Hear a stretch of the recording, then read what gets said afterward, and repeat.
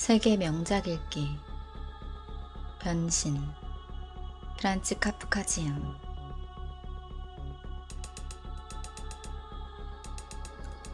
어느 날 아침, 그레고르는 잠자는 불안한 꿈에서 깨어나서 침대에 누워있는 그의 모습이 거대한 벌레로 변신해 있는 것을 발견했다. 장갑차 같은 딱딱한 등을 대고 머리를 조금 들어 올리자 불룩하게 나온 화살 모양의 뻣뻣하게 갈라진 갈색 배를 볼 수 있었다. 이불은 불룩 튀어나온 배 위에서 더 이상 그를 덮어주지 못하고 미끄러져 내려올 듯했다. 그의 다른 부위의 크기와 비교했을 때 수많은 빈약한 다리들이 그의 눈앞에서 어찌할 바를 모르고 바둥거렸다. 무슨 일이 일어난 거지? 라고 생각했다. 꿈이 아니었다. 너무 작았지만 정돈되고 사람이 사는 듯한 그의 방이 조용하고 익숙한 사면의 벽들에 에워싸여 있었다. 직물가게에서 보낸 옷견본의 포장이 뜯어진 채 흩어져 있는 책상 위에는 얼마 전에 사파가 들어간 신문에서 오려낸 그림이 걸려 있었다. 예쁘게 도금이 된 액자에 넣어진 그림이었다. 모피 모자와 모피 목도리를 두른 여인이 정자세로 앉아 있었고 보는 사람의 눈앞으로 들어올린 팔꿈치 아래까지 모피 토시에 쌓여 있었다. 그레고르의 시선은 창문을 향했다. 흐린 날씨는 그를 우울하게 만들었다. 빗방울이 창틀 위로 거세게 떨어지는 소리가 들렸다. 조금 더 자서 이 모든 말도 안 되는 상황을 잊는 게 어떨까? 라고 그는 생각했다. 하지만 전혀 그렇게 할 수가 없었다. 왜냐하면 그는 오른쪽으로 자는 것에 익숙한데 지금의 상태로는 그렇게 할 수가 없었기 때문이었다. 온 힘을 써서 몸을 오른쪽으로 기울이려고 했지만 매번 흔들거리며 벌러덩 누운 자세로 되돌아왔다. 바둥거리는 다리들을 보지 않기 위해서 눈을 감은 채 아마 100번 정도 그 자세를 시도했을 것이다. 옆구리에서 지금까지 느껴보지 못했던 고통이 시작되었을 때에야 그는 비로소 그 짓을 그만두었다. 젠장. 그는 생각했다.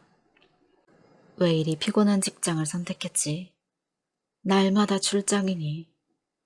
업무상의 긴장감은 집에서의 일보다 훨씬 크다. 게다가 이러한 출장에 대한 걱정에는 열차 연결에 대한 걱정, 불규칙하고 상태가 좋지 않은 식사, 항상 변화무쌍하고 찰나적인 데다가 결코 진심으로 대할 수 없는 인간들과의 관계가 부과된다. 이런 것들을 신경 쓰고 싶지 않다고. 배의 상단 부분이 약간 가려웠다. 머리를 좀 더 들기 위해서 등을 천천히 침대 기둥 쪽으로 더 가까이 밀었다. 결국 수많은 작은 흰색 점들로 뒤덮인 간지러운 곳을 찾았다. 하지만 그것이 뭔지는 알 수 없었다. 그는 한 다리로 그곳을 긁으려고 했지만 곧 다리를 다시 끌어당겼다. 다리가 닿자마자 소름이 끼쳤기 때문이다. 그는 다시 원래의 위치로 되돌아갔다. 이렇게 이른 시간대에 일어나는 것은 정말 어리석은 짓이다. 인간은 잠을 자야만 한다. 다른 투숙객들은 하렘의 여성들처럼 살고 있지 않은가. 예를 들어 확보한 주문을 작성하기 위해서 오전 시간대에 게스트하우스로 돌아가 보면 그 신사분들은 그때서야 아침 식사를 하며 앉아있다. 우리 사장 같은 사람한테 내가 저렇게 했다면 그 자리에서 해고되었을 것이다. 그게 나한테는 더 좋을지 누가 알겠는가. 부모님 때문에 그 회사에 다니고 있지 않았다면 예전에 사표를 냈을 것이다. 사장 앞에 나서서 나의 의견을 진심으로 모두 말했을 것이다. 사장은 책상에서 떨어졌을 것이다. 책상 위에 앉아서 내려다보며 직원과 얘기를 하는 것도 참 특이한 방식이야. 게다가 사장은 귀가 잘 들리지 않아서 아주 가까이 다가가야만 하잖아. 그렇다고 희망을 전혀 포기한 건 아니야. 부모님의 빚을 그에게 모두 지불할 정도로 돈을 모으면 꼭 사표를 낼 거야. 5년에서 6년 정도 걸리겠지만 말이야. 그 다음에는 대전환점이 시작될 거야. 물론 우선 일어나야만 해. 내 기차가 5시에 출발하거든. 그리고 그는 진열장 위에서 째깍거리는 알람 시계를 쳐다보았다. 맙소사, 6시 30분이었다. 바늘은 조용히 앞으로 움직였으며 심지어 반을 지나쳐 있었다. 이미 45분에 가까워졌다. 알람 시계가 울리지 않았나? 알람을 4시에 정확히 맞춰둔 것이 침대에서도 보였다. 분명 시계가 울렸다. 그래. 하지만 가구를 흔들어 놓을 정도의 소리에 조용히 잠을 잔다는 것이 가능한 일인가? 솔직히 그는 편안히 잠이 들진 않았지만 아마도 그렇기에 더 깊게 잠들었나 보다. 하지만 그는 지금 무엇을 해야만 할까? 다음 기차는 7시에 출발이다. 그 기차를 타기 위해서는 말도 안 되게 빨리 서둘러야만 할 것이다. 게다가 견보는 아직 싸지도 못했다. 또한 그렇게 몸이 가볍고 움직이기 쉬운 것도 아니었다. 그 기차를 탄다고 하더라도 사장의 불호령은 피할 수 없을 것이다. 왜냐하면 사무원이 5시 기차를 기다리다 내가 기차를 놓쳐버렸다는 것에 대한 보고를 이미 올렸을 것이기 때문이다. 사무원은 이성이 없는 사장의 창조물이었다. 병가를 신청했다면 어땠을까? 하지만 그것 또한 창피한 일인데다 사장의 의심을 살 것이다.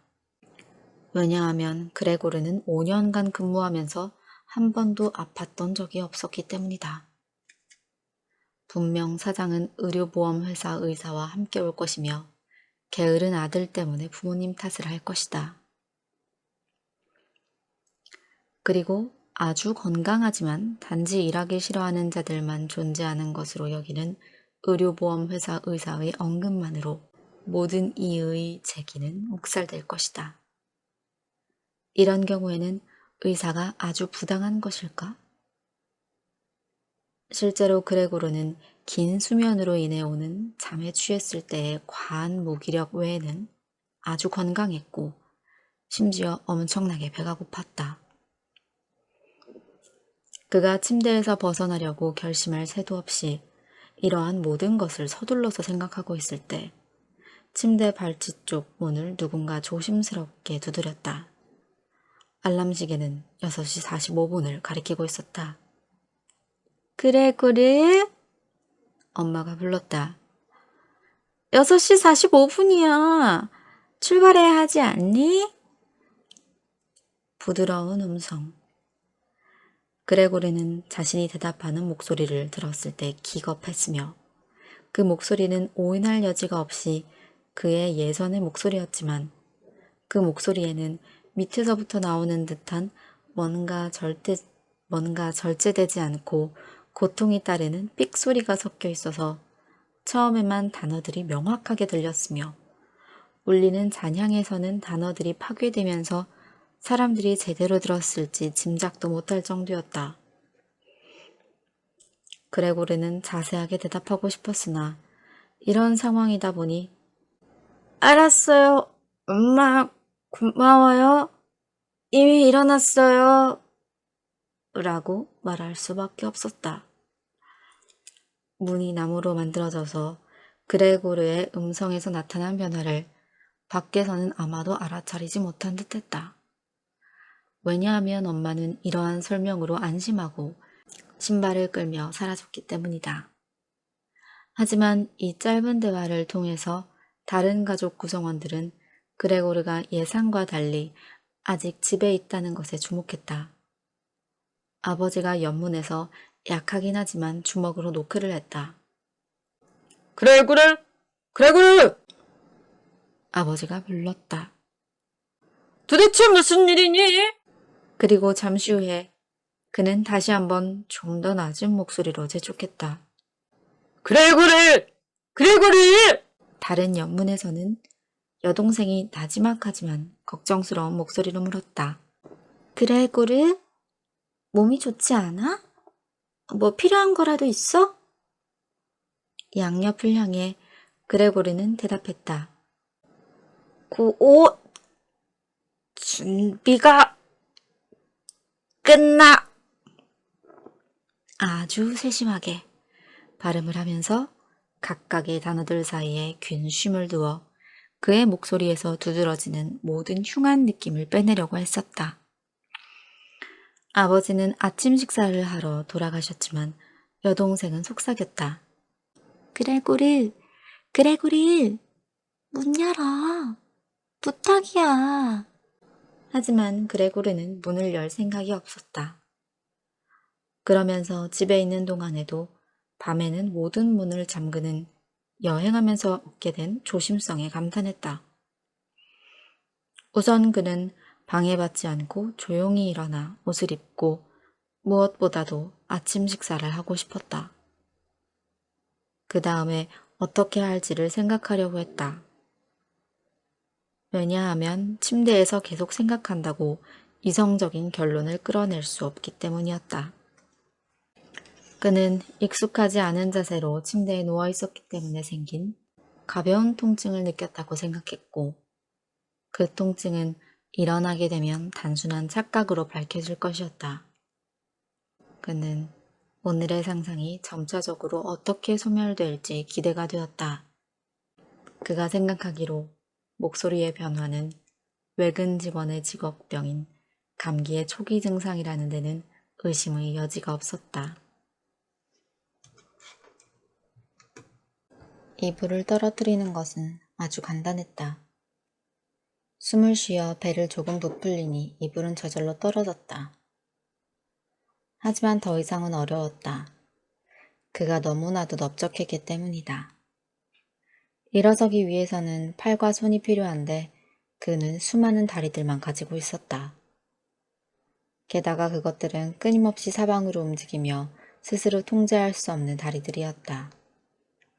그가 다리 하나를 한번 꺾어 잡고자 하면 그 다리는 쭉 뻗어졌는데 결국 다리를 접는 데 성공했지만 그러는 동안 다른 모든 다리들은 고통스럽고 산만하게 움직였다. 침대에 쓸데없이 머물러서는 안 돼.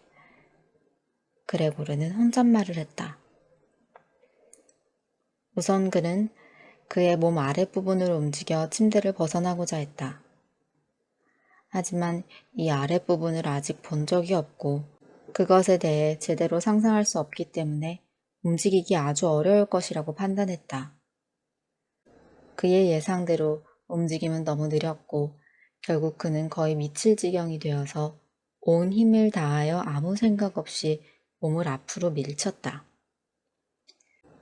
그러나 방향을 잘못 선택해 침대 발치의 기둥에 세게 부딪혔으며 불타는 듯한 고통을 느낀 그는 몸의 아랫부분이 지금으로서는 가장 예민한 부위인 것 같다고 생각했다. 그래서 그는 우선 상체를 침대 밖으로 내밀며 애쓰면서 조심스럽게 머리를 침대 가장자리로 돌렸다.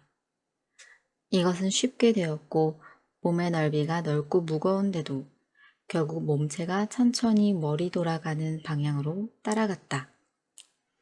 하지만 그가 머리를 마침내 침대 밖 허공으로 빼서 자유로운 공기를 마시게 되었을 때 이러한 방식으로 계속 더 앞으로 나아가는 것은 불안했다. 왜냐하면 그렇게 해서 그가 침대에서 떨어지면 기적이 일어나지 않고서는 머리를 다칠 것 같았기 때문이다. 지금은 의식을 잃어서는 안 된다. 그는 차라리 침대에 남고 싶었다. 하지만 그가 동일한 노력을 하고 난 후에 한숨을 쉬며 아까 같이 누웠을 때 자신의 다리들이 좀 더 심하게 바둥거리는 것을 보았고 이러한 마음으로는 평온하게 정리를 하는 것이 불가능하다고 느꼈다. 그는 침대에 머물러 있을 수는 없으며 단지 아주 작은 희망일지라도 그것으로 인해 침대에서 벗어날 수 있다면 모든 것을 희생해서라도 일어나야 한다고 재차 자신에게 말했다. 하지만 동시에 이따금씩 평온한, 정말 평온한 생각이 절망스러운 결심보다 훨씬 더 낫다는 것을 기억했다. 그 순간 그는 날카로운 눈으로 창문을 보았는데 유감스럽게도 한 치 앞도 안 보이는 아침 안개 때문에 확신과 상쾌함을 느낄 수 없었다. 아, 벌써 7시네. 그는 자명종이 다시 울렸을 때 말했다. 벌써 7시인데 아직 안개가 이렇게 끼어 있다니. 그러고는 잠시 조용하고 약한 호흡을 하면서 누워 있었는데 마치 정적으로 가득한 상황에서 현실적이고 평범한 상태로의 귀환을 기대하는 듯했다. 하지만 그러고 나서 그는 곧 자신에게 말했다. 7시 45분이 되기 전에 무슨 일이 있어도 침대에서 완전히 벗어나야만 해. 그때까지 누군가 나를 찾으러 가게에서 올 거야. 가게는 7시 전에 여니까. 그는 이제 몸 전체를 침대 밖으로 내밀기 위해서 완전히 균형을 잡으며 몸을 흔들기 시작했다. 이렇게 움직이다 침대에서 떨어진다고 해도 머리를 잽싸게 쳐든다면 아마 머리는 다치지 않을 것이다. 등은 딱딱한 듯 했다. 그러므로 양탄자 위에 떨어진다고 해도 아무렇지 않을 것이다. 그에게 가장 큰 걱정은 떨어질 때 나는 소리였는데 그 소리 때문에 아마도 문 밖에 있는 사람들이 놀라거나 걱정을 할 것이다. 하지만 그것도 감수해야만 했다. 그레고르가 반쯤 침대로부터 빠져나왔을 때 이 새로운 방식은 힘들기보다는 일종의 놀이였는데 그냥 계속 흔들어주기만 하면 되었다. 누군가 그를 도와준다면 얼마나 편할까 하는 생각이 들었다. 2명의 힘센 사람이면 아버지와 가정부를 생각했다. 충분했을 것이다. 즉, 그들은 단지 그의 휘어진 등 아래로 팔을 집어넣어 그를 침대에서 끌어내릴 수 있을 것이며 체중을 실어 몸을 숙이고 있다가 그가 바닥에 내려서 다리의 감각을 느낄 수 있을 때까지만 조심스럽게 참아내면 될 것이다. 문들이 잠겼다는 것을 무시하고 정말로 도움을 청해야만 하지 않을까? 어려움 속에서도 이러한 생각을 하다 그는 어이없이 웃고 말았다. 이미 그는 심하게 흔들면 더 이상 균형을 잡을 수 없을 정도가 됐으며 최대한 빨리 결정을 내려야만 했다. 왜냐하면 5분 뒤면 7시 45분이 되기 때문이다. 그때 현관문에서 벨소리가 울렸다. 가게에서 누가 왔군. 이라고 말하면서 그의 몸은 굳어졌는데 다리들은 오히려 점점 더 바쁘게 움직였다. 순간 모든 것이 정지되었다. 문을 열지 않는군. 어떤 무의미한 희망에 사로잡혀서 그레고르는 말했다. 하지만 항상 그랬듯이 가정부가 담담한 걸음으로 걸어가서 문을 열어주었다. 그레고르는 단지 방문객의 첫 번째 인사말만 듣고 그가 누구인지 알 수 있었다. 지배인이 직접 왔다.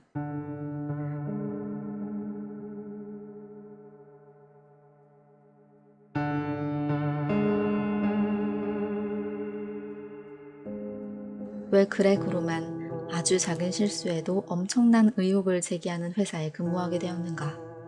도대체가 모든 직원들은 예외라고는 없이 룸펜들이란 말인가?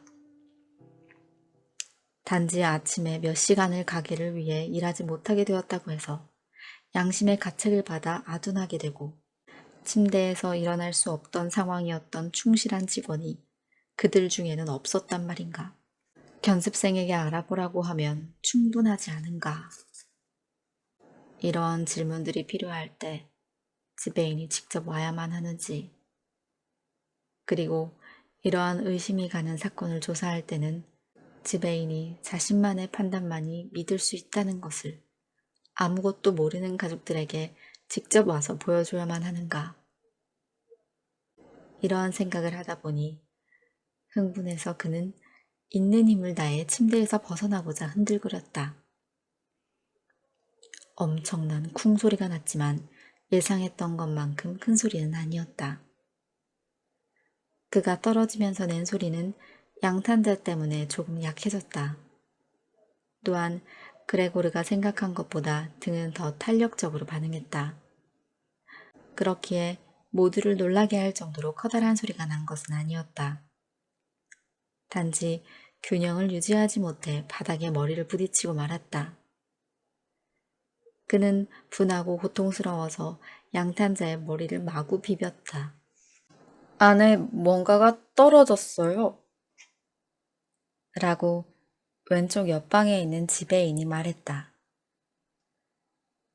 그레고르는 언젠가 지배인에게도 오늘 그에게 일어난 것과 비슷한 일이 일어날 수도 있지 않을까 상상해 보았다. 그럴 가능성은 있다. 하지만 이러한 질문에 대해 단호한 답변이라도 하는 것처럼 옆방에 있는 지배인은 일정하게 몇 걸음을 떼었으며 에나멜 가죽 구두 밑창이 바닥에 닿아 뚜벅거리는 소리가 났다. 오른쪽에 있는 옆방에서 여동생이 그레고르에게 알려주기 위해 속삭였다. 그레고르, 지배인이 왔어.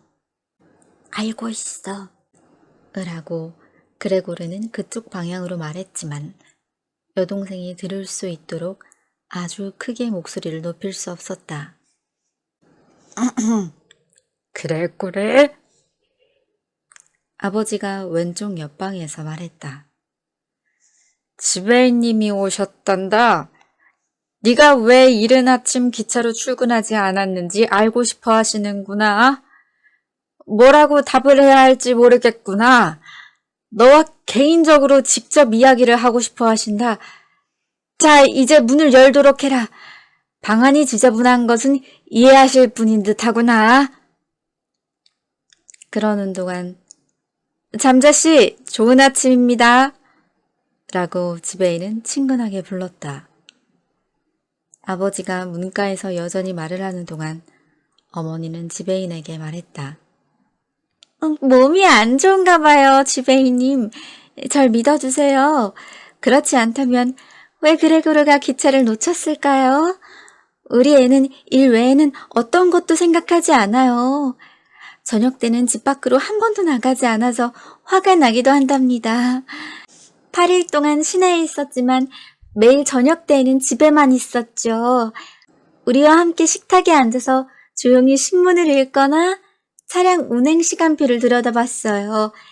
그리고 격자 세공에 몰두할 때 가장 즐거워했답니다. 예를 들어 2, 3일에 걸쳐 저녁 시간 동안 작은 액자를 세공했어요. 얼마나 예쁜지 지배인님도 감탄하실 거예요. 그레고르가 방 안에다 걸어놨어요. 그레고르가 문을 열면 보실 수 있을 거예요. 지배인님이 와주셔서 얼마나 기쁜지 모르겠어요. 우리끼리는 그레고르가 문을 열도록 하지 못했을 거예요. 고집이 센 아이거든요. 분명 몸이 좋지 않을 거예요. 비록 아침에는 그렇지 않다고 했지만요. 금방 나갈게요. 라고 그레고르는 천천히 조심성 있게 말하면서 대화의 내용을 놓치지 않기 위해서 움직이지 않았다. 부인, 저도 달리 어떻게 설명할 수가 없네요. 라고 지배인은 말했다. 심각하지 않기를 바랄 뿐입니다. 다른 면에서 말씀드리자면 우리 같은 장사꾼들은 유감스럽게도 또 운 좋게도 가볍게 몸이 좋지 않더라도 종종 일에 대한 염려라는 것으로 금방 극복해야만 합니다. 자, 이제 지배인님이 너에게 들어가도 되겠니? 참다 못한 아버지가 물으면서 다시 문을 두드렸다. 안 돼요. 라고 그레고르는 말했다. 왼쪽 옆방은 난처한 침묵에 쌓였고 오른쪽 옆방에서는 여동생이 훌쩍이며 울기 시작했다. 도대체 왜 여동생은 다른 이들에게 가지 않았을까? 그녀는 분명 이제야 침대에서 일어나 옷을 입기 시작하지도 않았을 것이다. 그러면 도대체 그녀는 왜 울지? 그가 일어나지 않고 지배인을 안으로 들이지 않기 때문에, 직장을 잃을 위기에 처했기 때문에, 그렇게 되면 사장이 부모님에게 빚을 갚으라고 재촉하게 될까봐? 하지만 그건 당장은 불필요한 걱정들이었다. 아직 그레고르는 여기에 있고 그의 가족을 포기할 생각은 조금도 해보지 않았다. 그는 잠시 양탕자 위에 누워있을 뿐이고 그의 상태를 어느 누구라도 알았다면 지배인에게 들어오라고 진심으로 요청하지는 못했을 것이다. 하지만 나중에라도 쉽게 변명을 할 수 있는 이러한 사소한 문제 때문에 그레고르는 당장 해고되지는 않을 것이다. 울고 설득하면서 그를 방해하는 대신에 지금은 조용히 내버려 두는 것이 훨씬 더 이성적일 듯했다. 하지만 그의 이런 어중간한 모습이 다른 이들을 괴롭히고 그들의 행동을 합리화시켜 주었다.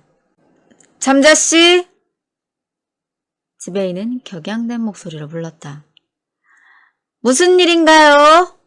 당신은 방에서 방어벽을 치고 있고 단지 예나 아니요로 대답하고 있고 부모님께서 불필요한 걱정을 하시게 하시고 단지 덧붙이자면 일에 대한 책임을 아주 뻔뻔한 방식으로 등한시하고 있군요. 당신 부모님과 사장님의 이름을 빌려 잠시만이라도 정확한 설명을 해주길 바라오. 아, 놀랍군요. 놀라워. 당신이 조용하고 이성적인 사람이라고 생각했는데 이제 보니 이상하고 변덕스러운 기질이 있었네요. 사장님이 오늘 아침 일찍 당신의 실수에 대한 명확한 사유를 알아오라고 했어요. 그건 당신에게 최근에 믿고 맡겼던 수금에 관한 것이었어요. 나는 당신을 믿기에 실로 그런 일은 없을 거라고 장담했어요. 하지만 이제 여기서 당신의 이해할 수 없는 고집을 보면서 조금이라도 당신을 변호해 줄 마음을 완전히 잃어버리고 말았어요. 그리고 당신의 자리는 결코 확고한 것이 아니에요. 원래는 당신하고만 모든 것을 이야기하려고 했지만 당신이 쓸데없이 내 시간을 낭비하게 하고 있으니 당신 부모님이 알게 된다고 하더라도 난 모르겠군요.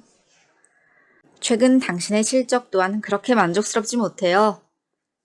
물론 장사가 잘 되는 계절은 아니죠. 우리도 알고 있어요. 하지만 장사를 못하는 계절은 있을 수가 없어요, 잠자씨. 그러한 일은 있어서도 안 돼요. 하지만 지배인님. 그레고르는 이성을 잃고 외쳤으며 흥분해서 다른 모든 것을 잊어버렸다. 즉시 문을 열게요. 몸이 좋지 않았고 현기증 때문에 일어나지 못했어요. 아직 침대에 누워있어요. 하지만 지금 다시 상쾌해졌어요. 바로 침대에서 내려갈게요. 조금만 더 기다려주세요. 상태가 여전히 좋지는 않아요. 하지만 괜찮아졌어요. 어떻게 이렇게 갑자기 아플 수가 있을까요? 어제 저녁에만 해도 아주 좋았어요. 부모님은 알고 있어요. 어제 저녁 때 조금이라도 알아챘더라면 좋았을 텐데요. 누구라도 나를 봤어야 해요. 가게에다가 왜 알리지 않았겠어요. 하지만 사람은 집에서 쉬지 않고도 항상 병을 극복한다고 믿어요. 지배인님, 나의 부모님이 상처받지 않도록 해주세요. 지금 제게 쏟아붓는 모든 비난들은 아무 근거가 없어요. 누구도 나에게 그렇게 말하지 않았어요. 아마도 지배인님은 제가 보냈던 최근 주문서들을 읽지 않으셨나 보군요. 전 8시 기차를 타고 출장길에 오를 거예요. 몇 시간의 휴식에 힘을 주었어요. 지배인님, 단지 비난만은 하지 말아주세요. 바로 가게에 갈 거예요. 사장님께 그렇게 한다고 잘 말씀드려주시면 고맙겠어요. 그리고 그레고는 자신이 무슨 말을 했는지도 알지 못하면서 이 말들을 급하게 내뱉는 동안 이미 침대에서 연습을 충분히 해서인지 그는 쉽게 괴짝 가까이에 다가가 그것에 기대어 자리에서 일어나려 시도했다. 그는 문을 열려고 하고 정말로 지배인을 보고 말하고자 했다. 그레고르는 문이 열리기를 고대하고 있는 다른 이들이 자신을 보았을 때 무슨 말을 할지 정말 궁금했다. 그들이 경악한다면 그때는 그렉으로도 어쩔 수 없으니 조용히 있을 수 있을 것이다. 하지만 그들이 모든 것을 조용히 받아들인다면 그 또한 흥분할 이유가 없으니 서두른다면 8시에 기차역에 도착할 수 있을 것이다. 그는 몇 번이고 미끄러운 괴짝에서 미끄러졌지만 마침내 마지막 힘을 쥐어짜내어 똑바로 섰다. 하체에 격심한 통증이 느껴졌지만 더 이상 신경 쓰지 않았다. 그는 가까이에 있는 의자 등받이에 기대어 넘어지면서 의자의 모퉁이를 그의 다리로 꽉 잡았다. 그렇게 함으로써 자신을 통제할 수 있었다. 이제 지배인이 말하는 것을 들을 수 있었기 때문에 그는 침묵했다. 한마디라도 이해하셨나요? 라고 지배인은 부모님에게 물었다. 그가 우리를 놀리는 건 아니죠? 그럴 리가요? 어머니가 울면서 외쳤다. 애가 아마도 많이 아픈가 봐요. 우리가 그를 괴롭히고 있어요. 그랬대! 그랬대! 그녀는 소리쳤다. 어머니? 뭐라고 여동생은 다른 쪽에서 외쳤다. 그들은 서로 그레고르의 방을 통해서 대화했다. 당장 의사 선생님께 갔다 오너라. 그레고르가 아프단다. 빨리 의사를 불러오너라. 지금 그레고르가 말하는 걸 들었니? 그건 동물의 소리였어요. 라고 지배인은 어머니가 소리 지르는 맞은편에서 나지막하게 말했다. 안나! 안나! 아버지는 겹방을 통과하여 부엌 방향으로 고개를 내밀고 목청껏 가정부를 부르며 손뼉을 쳤다. 안나! 안나! 즉시 열쇠를 가져와. 그러자 2명의 가정부가 치맛자락에 스치는 소리를 내면서 겹방을 지나서 달렸다. 어떻게 여동생은 그렇게 빨리 옷을 입었을까? 그리고 가정부들은 현관문을 활짝 열었다. 문이 닫히는 소리가 들리지 않았다. 아마도 그들은 엄청나게 안 좋은 일이 일어난 집에서 하는 것처럼 문을 열어놓은 것 같았다. 하지만 그레고르는 훨씬 더 평온해졌다. 물론 사람들이 그의 말을 더 이상 이해하지 못했지만 그에게는 그 말들이 예전보다 더 명확하게 들렸는데 아마도 귀가 적응했기 때문일 것이다. 여하튼 사람들은 그가 완전히 정상이 아니라 여겼고 그를 도우려 했다. 첫 번째 지시를 내릴 때 느껴졌던 신뢰와 태도가 그의 마음에 들었다.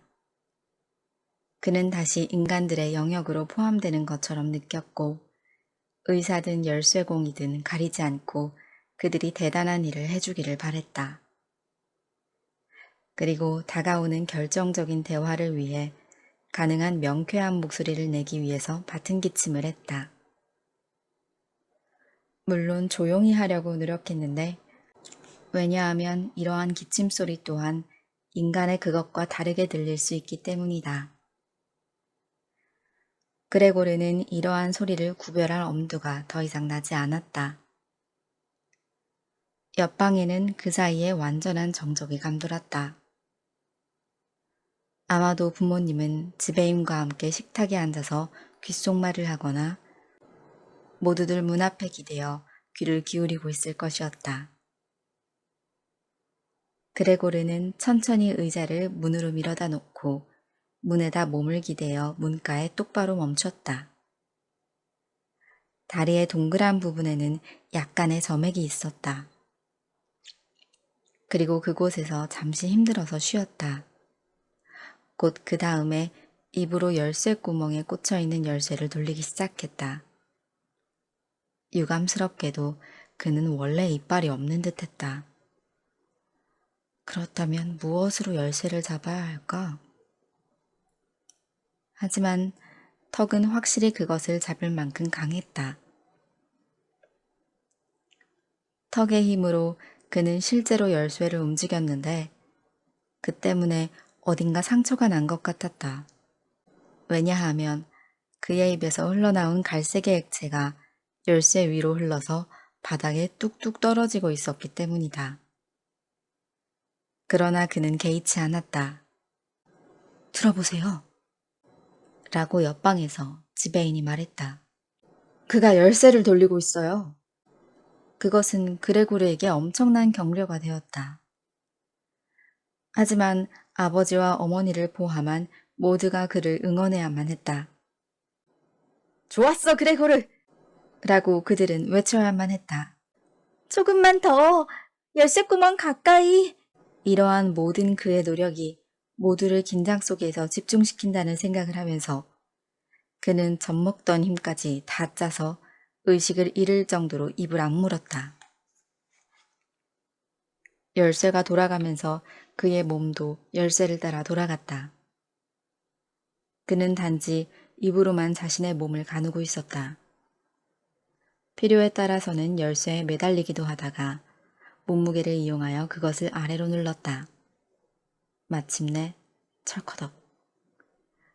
열쇠가 열리는 울림에 그레고르는 정신을 차렸다. 숨을 내쉬면서 그는 말했다.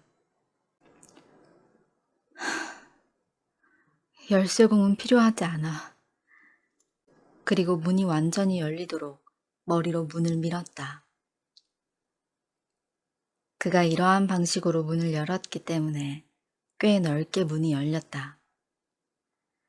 하지만 그의 모습은 아직 보이지 않았다. 그는 우선 천천히 한쪽 문짝 주위로 돌아섰고 거실로 들어서기 전에 볼품없이 바로 뒤로 나자빠지지 않기 위해 아주 조심했다. 그 움직임이 어려워서 다른 것들의 주의를 기울일 수 없이 움직임에만 몰두하던 그는 지배인이 라고 크게 내뱉는 소리를 들었다. 그것은 마치 바람이 휑휑 소리를 내는 것처럼 들렸다.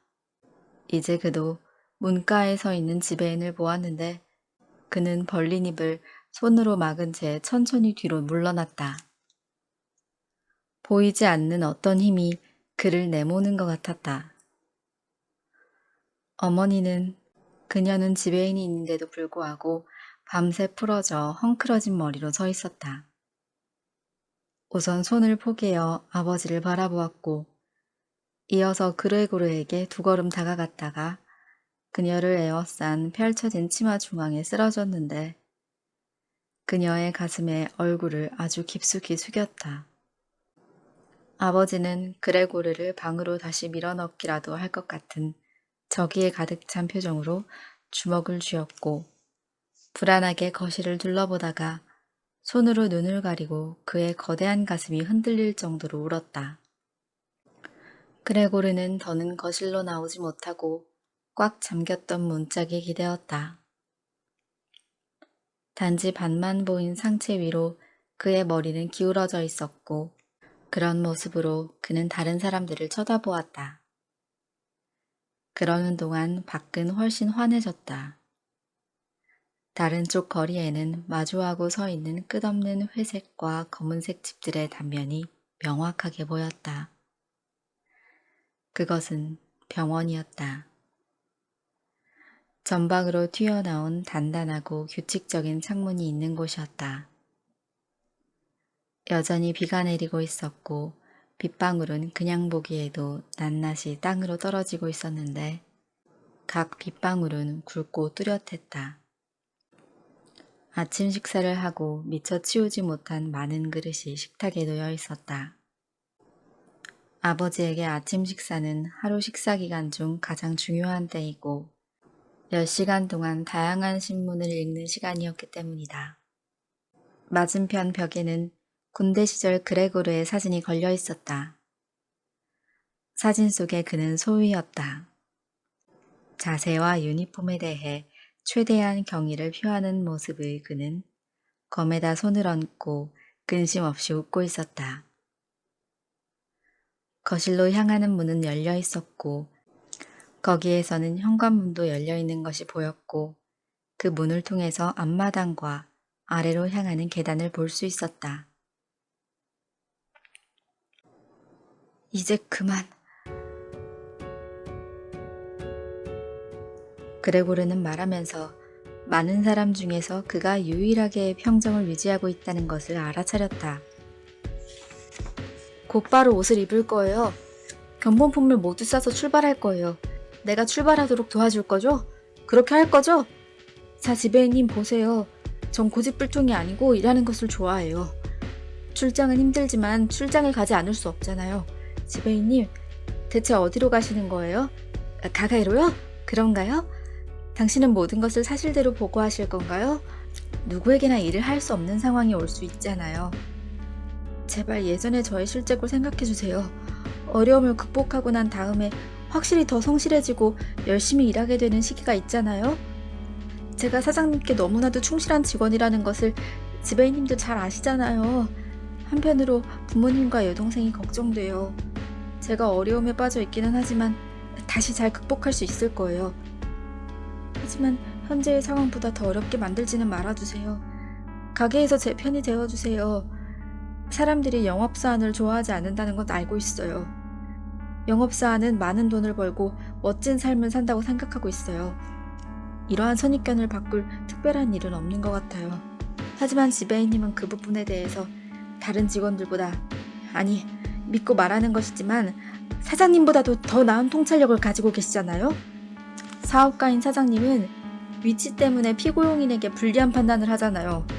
지배인님도 잘 아시다시피 출장 가는 직원들은 1년 내내 외근이고, 그래서 쉽게 험담이나 뜻밖의 사고 사건, 그리고 근거 없는 불평이 희생양이 되잖아요. 그런 것들에 완전히 대응하기랑 불가능하죠. 왜냐하면 출장 간 사람들은 그것에 대해 전혀 알지 못하기 때문이에요.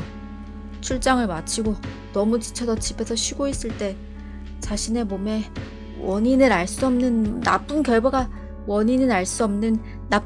생겼다는 것만 알 뿐이죠. 지배인님, 적어도 제가 조금이라도 옳다는 말 한마디 없이 가지는 마세요. 하지만 지배인은 그레고르가 처음 말을 내뱉었을 때 이미 등을 돌리고 어깨를 움찔거리며 공포와 혐오감으로 위로 치켜진 입술을 한 채 그레고르를 뒤돌아보았다. 그리고 그레고르가 말하는 동안에 잠시도 가만히 있지 못하고 그 방을 나가는 것이 금지사항이라도 되는 것처럼 그레고르에게서 눈을 떼지 않고 문 쪽으로 천천히 움직였다. 그는 그렇게 서서히 현관복도에 도달했으며 갑작스럽게 발바닥에 불이라도 난 것처럼 급히 마지막 발을 밖으로 빼냈다. 그리고 현관복도에 하늘에서 내려온 구원이 기다리고 있는 것처럼 뛰쳐내려갔다. 그레고르는 이 상황으로 인해 가게에서의 자신의 자리가 겉으로는 위협받지 않을지라도 이러한 분위기에서 지배인을 그냥 가도록 내버려둬서는 절대 안 된다고 생각했다. 부모님은 그러한 것을 이해하지 못하셨다. 그들은 오랫동안 그레고르가 가게에서 자신의 기반을 닦았다는 확신을 가졌고 지금 당장의 걱정으로 미래를 생각할 수 없었다. 하지만 그레고르는 지배인을 멈춰 세운 후 진정시키고 설득해서 결국 자기 편으로 만들어야만 했다. 그레고르와 가족의 미래가 바로 그것에 달려 있었다. 여동생이 여기 있었더라면. 그녀는 영리했다. 그레고르가 등을 기대고 누워있을 때에도 그녀는 이미 울고 있었다. 그리고 여성들에게 친절한 이 지배인도 분명히 그녀가 설득할 수 있을 것이다. 그녀가 현관문을 닫고 복도에서 그에게 이러한 끔찍한 상황에 대해 설명했을 것이다. 하지만 여동생은 마침 거기에 없었고 그레고르가 직접 움직여야 했다. 현재 그의 몸을 제대로 움직일 수 있는 요령이 전혀 없다는 것을 생각하지 않고 또한 그의 말이 이해되지 않았다는 것을 생각하지 않고 그는 문짝을 벗어나서 문틈으로 몸을 밀었다. 출입구 난간을 두 손으로 우스꽝스럽게 꽉 잡고 있는 지배인에게 가려고 했다. 하지만 멈출 곳을 찾은 후에 작은 비명을 지르면서 엎어졌다. 넘어지는 순간 바로 그는 오늘 아침 처음으로 육체적인 쾌감을 느꼈다. 다리들은 딱딱한 바닥을 짚고 있었다. 마치 그가 왜 기뻐하는지를 알아챈 것처럼 그에게 완전히 복종했다. 심지어 그가 가고자 하는 곳으로 주저없이 움직였다. 그리고 모든 고통이 완전히 다 낫는 순간이 머지않았다고 느끼게 했다. 하지만 움직이는 감각을 찾으려고 좌우로 흔들거리며 어머니 맞은편 바닥에 엎드려 있는 그 순간, 완전히 정신을 잃었던 것 같던 어머니가 갑자기 펄쩍 뛰며 팔을 멀리 뻗어 손가락을 들여 외쳤다. 도와줘! 도와줘! 맙소사 도와줘! 그레고르를 더 잘 보려는 것처럼 그녀는 머리를 기울였지만 그와 반대로 몸은 무의식적으로 뒷걸음질을 쳤다.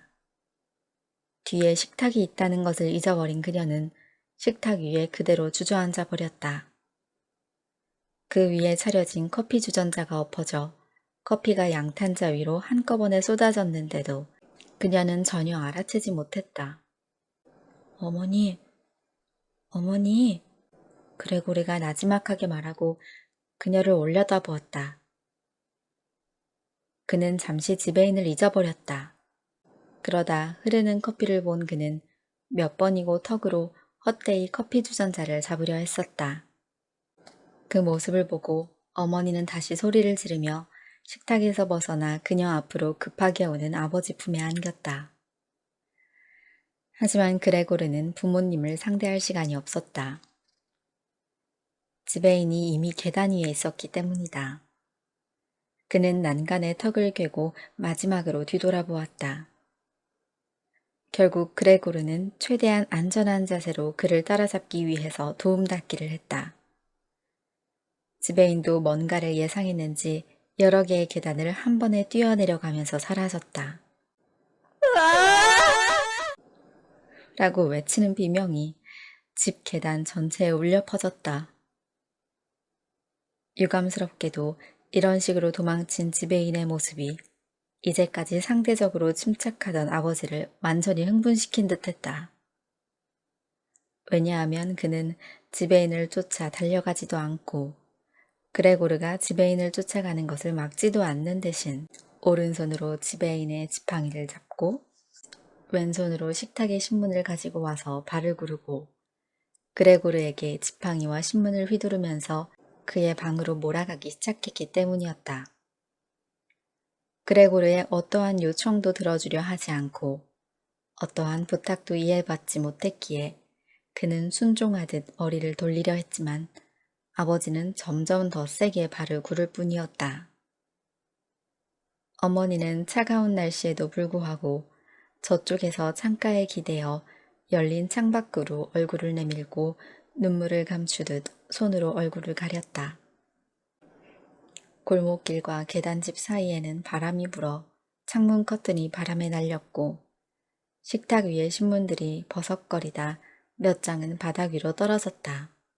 아버지는 야생동물 같은 소리를 내지르며 그를 사정없이 방으로 몰았다. 하지만 그레고르는 몸을 뒤로 돌리는 연습을 전혀 하지 않아서 아주 느리게 움직일 뿐이었다.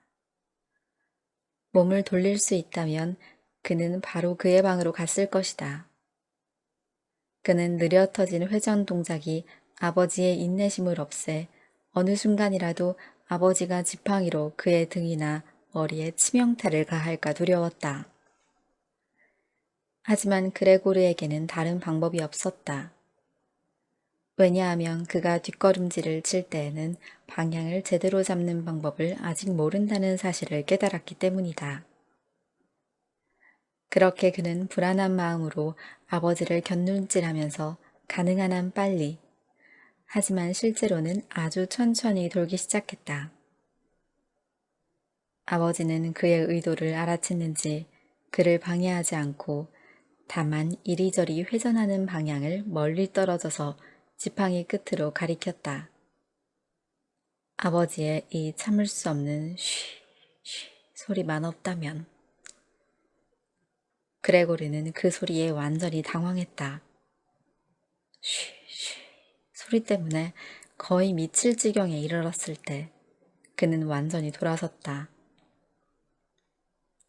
다행히 그가 문 앞까지 도착했지만 문틈 사이로 머리를 넣으려니 몸이 너무 넓어서 통과할 수 없었다. 아버지는 그레고르가 들어갈 수 있도록 다른 문짝을 열어줘야 한다는 생각을 하지 못했다. 그는 오로지 그레고르가 가능한 한 빨리 자신의 방으로 들어가기를 바랬다. 아버지는 그레고르가 일어서기 위해서 또 이러한 방식으로 문을 통과하기 위해서 필요로 했던 번거로운 준비를 해주지 않을 것이었다. 오히려 아버지는 아무런 장애물이 없는 것처럼 기이한 소리를 내지르면서 그레고르를 앞으로 내몰았다. 그레고르의 뒤에서 울리는 음성은 아버지 한 사람이 내는 소리 같지 않았다. 정말 지긋지긋해진 그레고르는 문으로 돌진했다. 그의 몸 한쪽이 들려서 문을 열 때 비스듬히 눕혀졌는데 한쪽 옆구리는 문에 쓸려서 상처가 났고 흰색 문에는 흉측한 얼룩이 남았다. 문 사이에 꽉 끼인 그는 더 이상 혼자서 움직일 수 없는 상태였는데 한쪽 편의 다리들은 바들바들 떨면서 공중에서 바둥거리고 있었고 다른 쪽의 다리들은 바닥에 눌렸다. 그때 구원이라도 하듯 아버지가 뒤에서 그를 세게 밀쳤고 그는 엄청난 피를 흘리면서 그의 방문에서 멀찍이 밀려나 방 안에 나가 떨어졌다. 아버지가 지팡이로 문을 꽉 닫았다. 남은 건 정적뿐이었다. 실신한 듯이 곤하게 잠을 자던 그레고르는 해가 질 무렵에 깨어났다. 사실 무언가가 그를 깨우지 않았어도 곧 일어났을 것이다.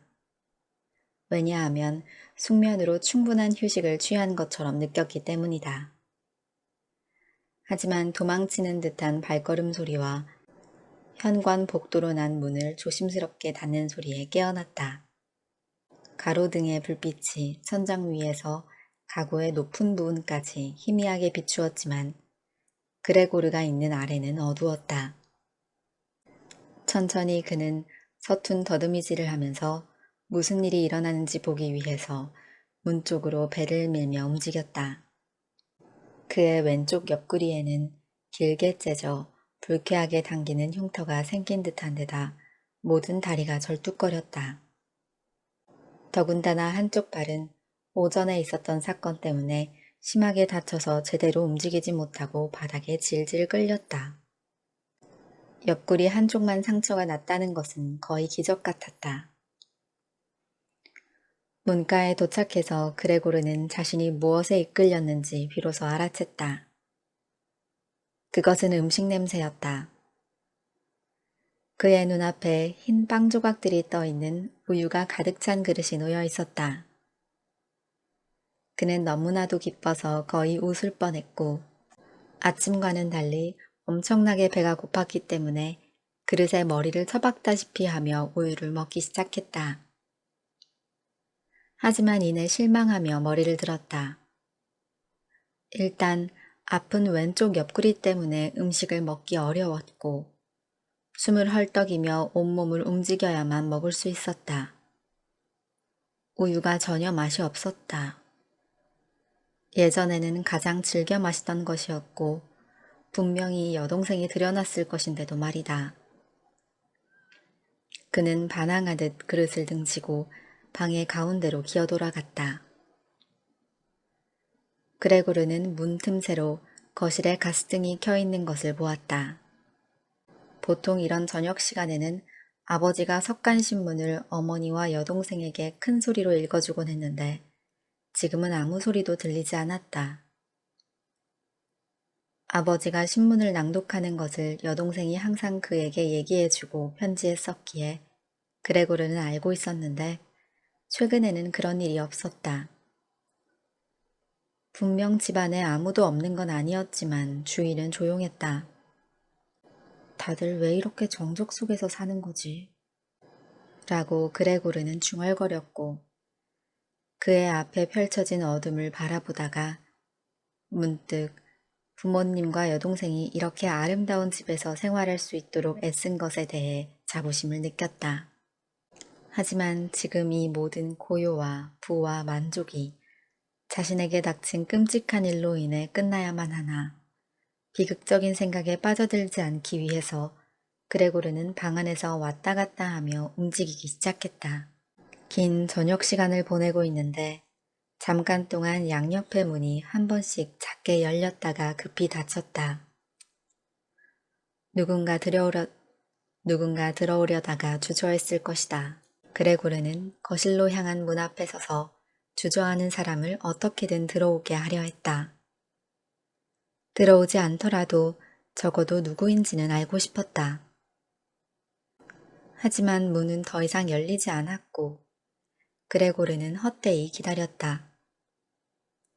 아까는 모두가 잠긴 문을 열고 들어오려고 했는데 지금은 그가 열어놓은 한쪽 문과 사람들이 낮에 열어놓았을 다른 쪽 문으로 아무도 들어오지 않았다.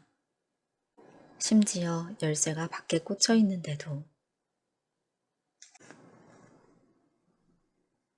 밤이 되자 거실에 불빛이 꺼졌는데 부모님과 여동생이 그렇게 오랫동안 안 자고 있었다는 것을 알 수 있었다. 왜냐하면 지금 세 사람 모두 발꿈치를 들고 그의 방에서 멀어지는 소리를 확실히 들었기 때문이다. 아침까지 어느 누구도 그레고르에게 들어오지 않을 것이 확실했다. 그는 방해받지 않고 그의 삶을 어떻게 추슬러야 할지 충분히 생각할 시간을 가질 수 있었다. 하지만 5년 전부터 그가 지낸 넓고 자유로운 방에서 납작하게 누워있을 수밖에 없다는 사실이 그를 불안하게 했다. 반은 무의식적으로 몸을 돌리고는 수치스러움을 느끼면서 그는 소파 아래로 서둘러 기어들어갔다. 희한하게 등이 약간 눌리고 머리를 들 수 없는데도 편안함이 느껴졌다. 단지 그의 몸이 너무 넓어 소파 아래에 완전히 감추어지지 않는다는 것이 유감이었다. 그곳에서 밤새 머무르며 배가 고파서 깼다가 다시 선잠이 들었다가 하면서 한편으로는 이러한 상황이 끝날 것인지 불분명한 희망과 걱정을 곱씹었다. 그리고 당분간 조심스럽게 행동하고 가족들을 생각하면서 불쾌한 일들을 참아내야만 한다는 결론을 내렸다. 이른 새벽 그레고르가 그가 막 끝낸 결심을 드러낼 기회가 왔다. 옆방에서 옷을 다 입은 여동생이 문을 열고 초조하게 안을 들여다보았기 때문이었다. 문을 열고 초조하게 안을 들여다보았기 때문이다. 그녀는 그를 바로 발견하지 못하다가 분명 어딘가 있을 텐데 어디로 날아가 버릴 수도 없을 텐데 소파 아래에 그가 있다는 것을 눈치채자 순간 너무 놀라서 문을 다시 쾅 닫았다. 하지만 그녀는 자신의 행동을 후회하는 것처럼 즉시 문을 열고 중병에 걸린 환자나 낯선 이에게 오는 것처럼 발꿈치를 들고 살며시 들어왔다. 그레고르는 머리를 소파의 가장자리 앞쪽으로 내밀어 그녀를 관찰했다. 그녀가 알아챘을까?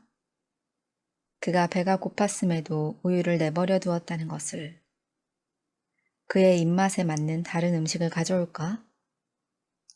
만약 동생이 눈치채지 못하면 그레고르는 여동생의 발밑에 엎드려 뭔가 먹을 만한 것을 달라고 애원하기 위해 소파 앞으로 나가야 하나 잠시 고민했다. 하지만 그렇게 주의를 끌기보다는 차라리 굶어 죽는 것이 낫다는 생각이 바로 떠올랐다. 여동생은 의아해하면서 여전히 우유가 가득 차 있는 그릇을 바라보았다. 그녀는 바로 그릇을 들어 올렸다.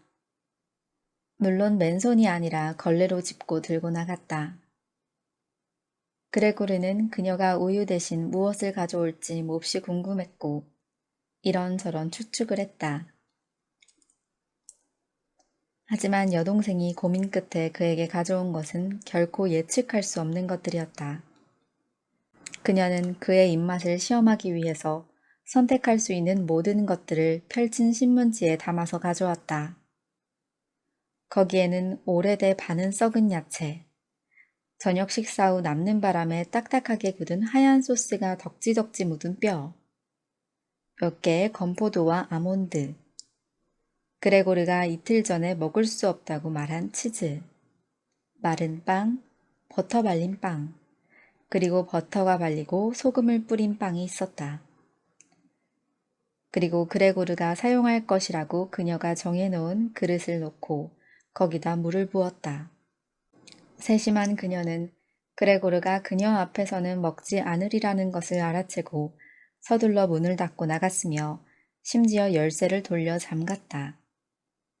그럼으로써 편안하게 하고 싶은 것을 하라고 그레고르가 눈치챌 수 있게 했다. 그레고르는 다리를 급히 움직여 음식에 다가갔다. 그의 상처는 이미 완전히 나았음에 틀림없었다. 더 이상 어떤 불편도 느끼지 못했다. 그는 그러한 사실에 놀랐다. 한 달쯤 전에 칼에 조금 베인 손가락의 상처가 그저께까지 아팠었던 것이다. 이제 감각이 무뎌진 건가? 라고 생각하며 치즈를 허겁지겁 핥아먹었다. 다른 음식들보다도 먼저, 그리고 강렬하게 그것에 끌렸던 것이다. 만족감에 눈물을 흘리며 연이어 재빨리 치즈와 야채 그리고 소스를 먹어치웠다. 신선한 음식들은 맛이 없고 냄새를 맡을 수도 없어서 그가 먹고 싶었던 것들을 조금 멀리까지 끌어다 놓기도 했다. 그레고르가 뒤로 물러나야만 한다는 신호를 주듯 여동생이 천천히 열쇠를 돌렸을 때 그는 이미 음식을 다 먹고 그 자리에 게으르게 누워 반쯤 졸고 있다가 깜짝 놀라 급히 소파 아래로 갔다. 하지만 그건 그에게 엄청나게 힘든 일이었다. 여동생이 방에 머무는 시간은 잠깐이었지만 많은 음식을 먹은 그의 배가 둥글게 나와 소파 아래의 좁은 공간에서는 숨쉬기도 어려웠다. 그는 고통스러운 눈물을 흘리며 아무것도 모르는 여동생이 남은 음식뿐만 아니라 그가 전혀 건드리지 않은 음식까지도 더 이상 필요 없다는 듯 빗자루로 쓸어서 급하게 통 안에 털어넣고 나무 덮개로 닫아 들고 나가는 것을 보았다. 나갈 때까지 그녀는 돌아보지 않았고 소파 아래에서 기어나온 그레고르는 몸을 펴고 가스를 내뿜었다. 그레고르는 이러한 모습으로 매일 음식을 얻어먹었다. 부모님과 가정부들이 잠들어 있는 아침에 한 번, 그들이 점심을 먹고 난 후 한 번 식사를 했다.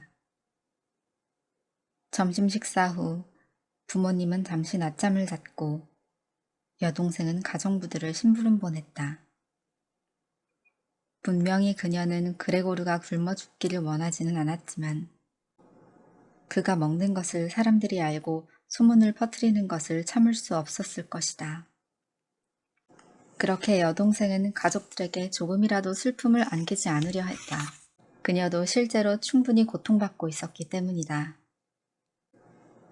첫날 오전에 어떠한 병명을 하고 의사와 열쇠공을 돌려보냈는지 그레고르는 알 수 없다.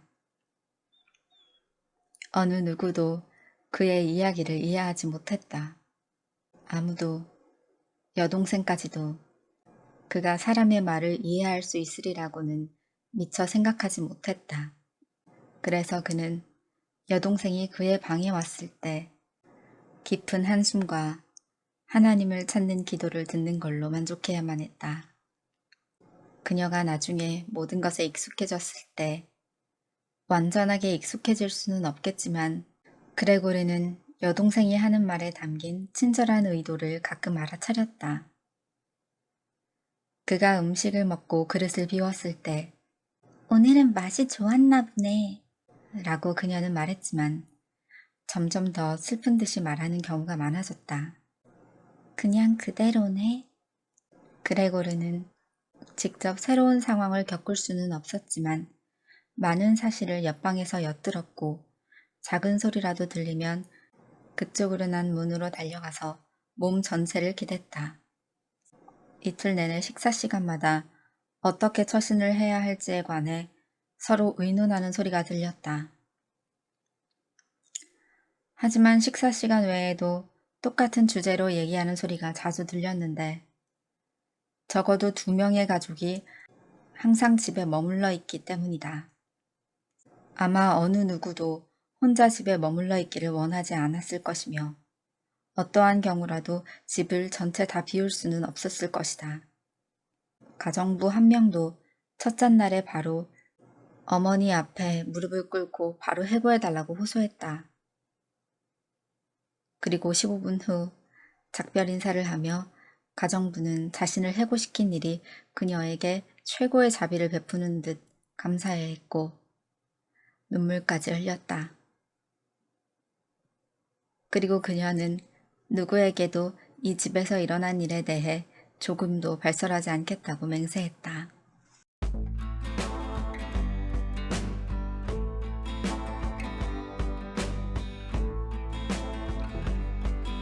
이제 여동생은 어머니와 함께 요리해야만 했다.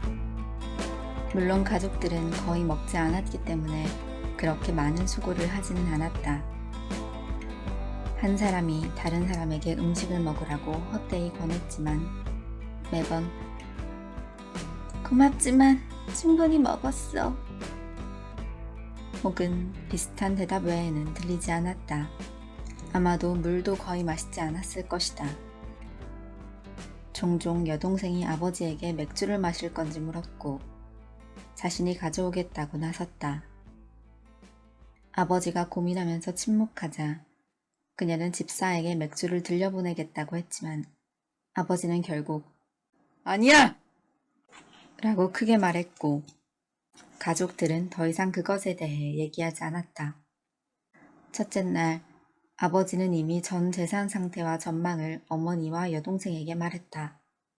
그는 식탁에서 일어나 5년 전에 사업이 망했을 때 건졌던 장부와 서류가 들어있는 작은 보물상자를 가져왔다. 아버지가 복잡한 자물쇠를 열어서 찾던 것들을 꺼낸 후에 다시 닫는 소리를 들을 수 있었다. 아버지의 설명은 그레고르가 감금되어 있던 이래로 들을 수 있었던 최초의 기쁜 소식이었다. 지금까지 아버지는 지난번 사업을 하고 남아있는 것이 조금도 없다고 했고 적어도 그와 반대되는 사실을 그에게 말하지 않았으며 그레고르도 물론 그것에 대해 묻지 않았었다. 그때 그의 목표는 오로지 모든 희망을 앗아가버린 사업의 실패 때문에 불행을 겪는 가족들을 가능한 한 빨리 행복하게 만드는 것이었다. 그래서 그는 모든 힘을 다해 일하기 시작했고 하룻밤 사이에 일반 사원에서 능력에 따라 돈을 벌 수 있는 가능성이 큰 영업사원이 되었다. 그가 일한 만큼 즉시 중개료가 들어왔으며 그 돈을 받고 경이로워하고 행복해하는 가족들의 모습을 볼 수 있었다. 그때가 정말 좋은 시절이었는데 그 이후 그레고르가 가족 전체의 생활비를 감당할 수 있을 정도로 많은 돈을 벌어서 가져다 줬음에도 불구하고 예전처럼 가족들이 기뻐하는 일은 없었다. 가족도 그렇고 그레고르 자신도 이러한 모습에 익숙해졌다. 물론 가족들도 돈을 받을 때에는 그레고르에게 고마움을 느꼈으며 그도 가족들을 위해 그가 번 돈을 기꺼이 내놓았다. 하지만 부모님은 그에게 그 이상의 특별한 애정을 주지는 않았다. 단지 여동생만이 그레고르를 친근하게 대해주었다. 그래서 그는 자신과 달리 음악을 정말 사랑하고 바이올린을 감동적으로 연주할 수 있는 여동생을 내년에 엄청난 비용을 감수하고라도 음악학교에 보낼 계획이었다. 그 비용이 많이 들기 때문에 다른 방식으로도 돈을 벌어와야만 했다. 종종 그레고르가 시내로 돌아와 잠시 머무는 동안 여동생과 음악학교에 대해 이야기했지만 그것은 단지 실현하기 힘든 아름다운 꿈으로서만이었다. 부모님도 이러한 순진한 이야기를 듣는 것을 좋아하지 않았다. 하지만 그레고르는 그 일에 대한 방안을 아주 구체적으로 생각했고 그 계획에 대해 크리스마스 저녁에 기쁜 마음으로 설명하려 했었다. 그가 문가에 바싹 붙어서 엿듣는 동안 쓸데없는 생각이 머릿속에서 맴돌았다. 가끔은 너무 피곤해서 말이 전혀 들리지가 않아서 무기력하게 힘이 빠진 채 머리를 문에 부딪히기도 했다. 하지만 그 즉시 힘을 주고 고개를 들었는데 왜냐하면 그 때문에 작은 소리라도 나면 옆방에서 듣고 모두가 물을 끼얹은 듯 조용해졌기 때문이다. 뭘 다시 하는 건지? 라고 아버지가 말을 하며 문 쪽으로 몸을 돌렸고 잠시 후 중단된 대화가 다시 시작되었다. 그레고르는 이제 충분히 알 수 있었다. 왜냐하면 아버지가 설명을 할 때 종종 반복했고 다른 한편으로는 어머니가 모든 것을 바로 한 번에 이해하지 못했기 때문이다. 불행 중 다행으로 옛날부터 조금 가지고 있던 아주 작은 재산이 있었는데 거기서 이자가 생겼다는 것이었다. 그 외에도 그레고르가 매달 주었던 돈을 아버지가 단지 몇 굴den이라도 간직하고 있었고 전부 다 써버리지 않았으며 적으나마 자본금으로 모았다는 것이다. 문 뒤에 서 있던 그레고르는 열심히 고개를 끄덕이며 아버지의 의외의 신중함과 저력에 기뻐했다. 지금 남아있는 돈으로 원래 사장님께 진 아버지의 빚을 계속 갚았다면 빚잔치를 끝내는 것이 훨씬 빨라졌을 테지만 지금은 확실히 아버지가 돈을 모아둔 것이 더 나은 상황을 만들었다. 하지만 아버지가 모아둔 돈의 이자만으로 가족들이 살아가기에는 충분하지 않았다. 그 돈으로 아마도 가족들이 1년, 최대 2년을 버틸 수는 있겠지만 그 이상은 힘들었다. 그 돈은 헐어서는 안 되는 것이며 비상사태를 대비하기 위해 아껴둬야만 했다. 생활을 유지하기 위해서는 별도의 생활비가 필요했다. 하지만 이미 5년 전부터 어떠한 일도 하지 않은 아버지는 건강하다 할지라도 노인이었고 그에게 많은 것을 기대할 수 없었다. 아버지는 지난 5년 동안 고되었지만 성공하지 못한 삶에서 벗어나 처음으로 휴식을 취하고 있었고 지방이 많이 쌓여서 몸이 둔해졌다. 또한 집안을 돌아다니는 것만으로도 힘들어하고 이틀에 한 번씩은 천식 때문에 호흡곤란으로 창문을 열어놓고 소파에서 지내야만 하는 늙은 어머니가 돈을 벌어올 수도 없었다. 아직 17살밖에 안 되었고 지금까지의 생활 방식이 너무 호화스러웠으며 예쁜 옷을 입고 늦게까지 자고 집안일을 도와주고 몇 번의 소박한 오락에 참여하던 그리고 바이올린을 연주하던 동생이 돈을 벌어야만 하는가? 돈을 벌어야 한다는 당위성에 대한 이야기가 나올 때면 그레고르는 너무나 큰 수치심과 슬픔에 몸이 뜨거워져서 우선 문을 열어놓고 그 옆에 있는 차가운 가죽으로 된 안락의자에 몸을 던졌다. 종종 그는 안락의자에서 밤새도록 잠도 자지 않고 파묻혀 있었다. 그렇지 않으면 꺼리지 않고 안락의자를 창가로 밀고 가서 창문 아래의 벽을 기어 올라가 안락의자에 몸을 버틴 채 창가에 기대었다.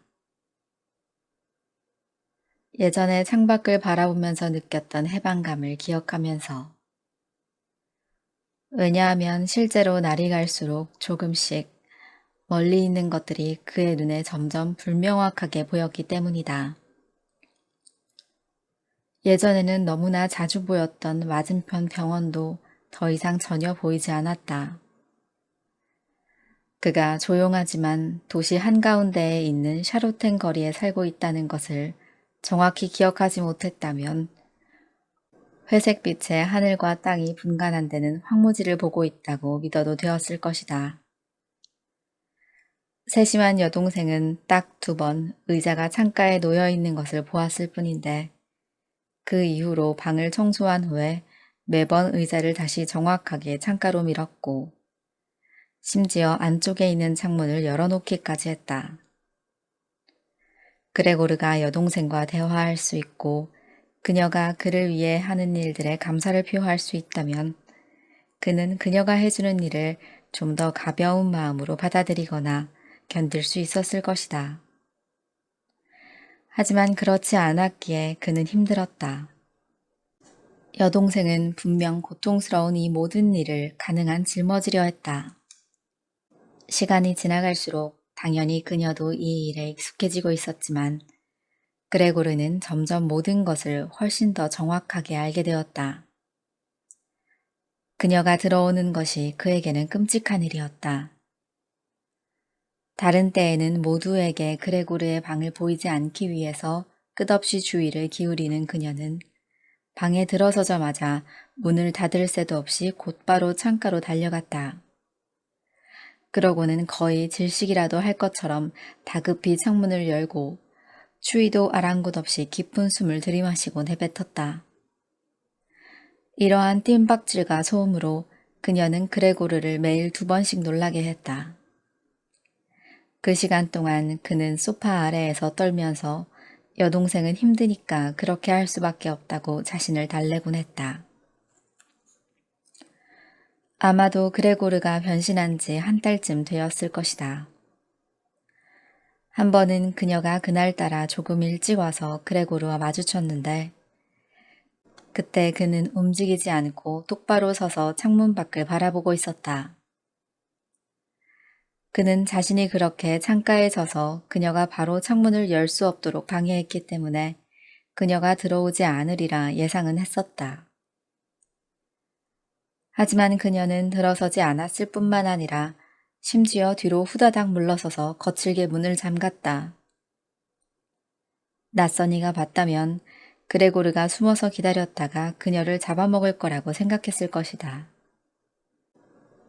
그레고르는 당연히 바로 소파 밑으로 몸을 숨겼지만 여동생은 점심때나 되어서야 다시 들어왔다.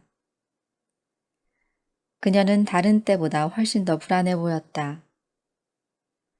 그것으로 여동생이 아직도 그를 보는 것을 견딜 수 없다는 것과 앞으로도 계속 그러리라는 것을 그레고르는 알았다. 소파 아래에 튀어나온 그레고르의 몸의 작은 부분을 보고 도망치지 않는 것은 아마도 그녀에게는 아주 힘든 일이었을 것이다. 그녀의 시야에서 조금이라도 이러한 그의 모습을 감추려고 어느 날 그의 등 위에 시트를 올려 소파 위로 옮겼다. 4시간에 걸쳐서. 그리고 시트에 소파가 완전히 덮이도록 정돈해서 여동생이 허리를 굽히더라도 그를 볼 수 없도록 했다. 그녀가 생각하기에 시트가 필요 없다고 여겼다면 치울 수도 있었을 것이다. 왜냐하면 이렇게 완전히 시야를 차단하는 것이 그레고르에게 즐거운 일이 아니었기 때문이다. 하지만 분명한 건 그녀가 시트를 그대로 두었다는 것이다. 그리고 그가 이렇게 새롭게 배치한 것을 여동생이 어떻게 받아들일지 보기 위해서 조심스럽게 머리 위로 시트를 약간 들어 올렸을 때 그레고르는 그녀의 고마워하는 눈빛을 포착했다고 믿었다.